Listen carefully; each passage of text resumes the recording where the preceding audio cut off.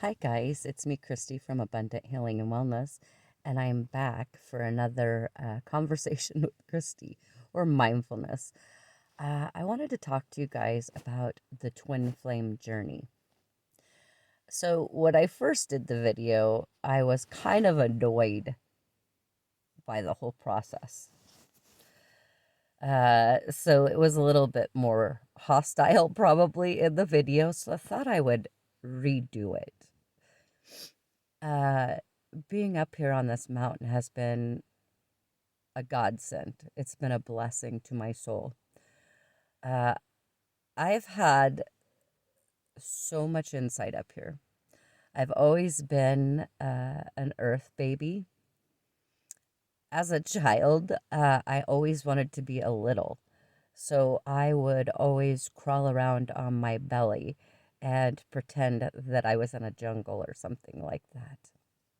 So being up here in nature is so good for my soul. I'm very fairy and very Gaia, obviously, as if you see me carving spoons out of cottonwood trees. I'm sure that's like every girl's dream, right? I enjoy it. Anyway, twin flame journey. I wanted to do this again. So here we go. So it's not what you think it is, right? Okay. So I'm going to start at the beginning of my story and I'm just going to put it all out there. So it's really not what you think it is. It is a spiritual journey. Everybody thinks that they want their twin flame, right? It's not like that. It's not easy. It's not, you just meet your other half and you fall in love and everything's perfect. It's not like that at all. So I literally, as I said, I went up on a mountain for 2 years to heal my soul. And I came back down. Well, I hadn't almost come down yet, but pretty close, about a month from it. And someone from junior high had connected with me, someone from junior high school that never even noticed me. Even sat in front of him in history class, never even noticed me. Anyway, so this person and I really connected, and we just hit it off perfectly. And everything went extremely fast.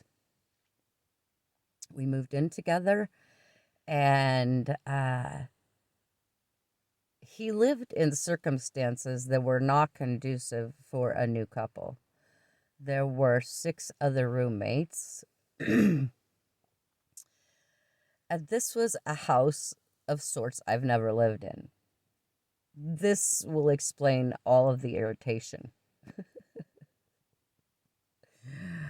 Oh, Lordy.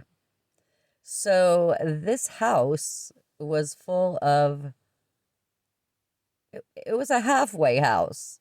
It was a halfway house. Let's get real. It was a halfway house with 6 roommates, and I being the only one that did not have a criminal background and had been healing myself for 2 years, have now just set my little ass in the middle of a halfway house full of extremely toxic people.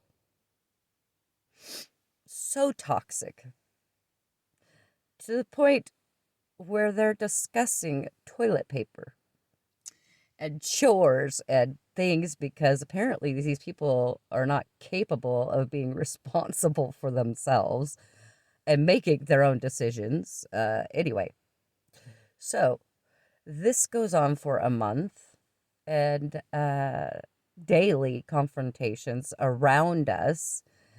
We find joy and magic once in a while, and the stress is just enough to make any person crack, right? However, our souls are just so intertwined, and I love this person more than I have ever loved anyone, even my ex-husbands. And I do not for the life of me understand this. I'm engaged and things are very quickly, like within weeks, spiraling terribly bad, terribly wrong. And I move out to a motel. I'm so distraught. I drink for 3 days. And then we see each other. And then it just gets worse. And then I leave the motel, and then I go back to the mountain, and then I leave and go back or go to Arizona.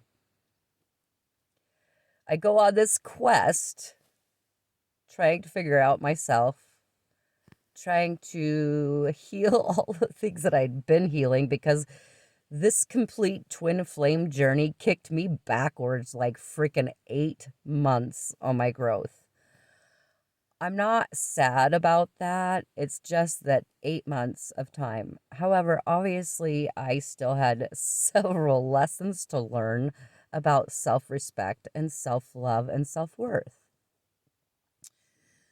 So I tend to continue on my journey and learn other lessons. And this twin flame journey is still eating at me. And so I don't even know about this twin flame journey until I'm in it. I'd never heard of it. I just was asking for my soulmate. And so this continues on. I try to reach out. We communicate a couple times, horribly wrong every single time. He tells me he doesn't want to work on it, that he wants to work on himself. There's a third party involved. He's got people that he has to talk to that he calls his other wives that he has to talk to. He has a nosy cousin that sticks her nose into other people's business. He's got some other woman that's there living with him, that's some person that influences his mind. And so, again, in perspective, I have to remember, as passionate as I am with saying this, that it's not always about me, right? So this twin flame journey is not what it always looks like or what you might think it might be. So it continues to spiral horribly wrong. I reach out, I am ignored repeatedly. Please just talk to me. Explain to me what the hell happened. Nothing. Nothing, nothing, nothing. Nothing. So I learn all about this and realize that I'm supposed to detach, right? I'm supposed to detach because he's not giving me reciprocity and he didn't respect me and he didn't value me. And so Source yanked me away so that he would learn his lessons and value me and that I would learn my lessons of self-respect, self-love, blah, blah, blah. I'm grateful for that. But this thing is not what people think it is. It's extremely painful. And the purpose of it is that you contractually agree to do this so that you have these triggers that wake you up to the truth so you can remember who you are and remember your value and worth. It's very, very painful.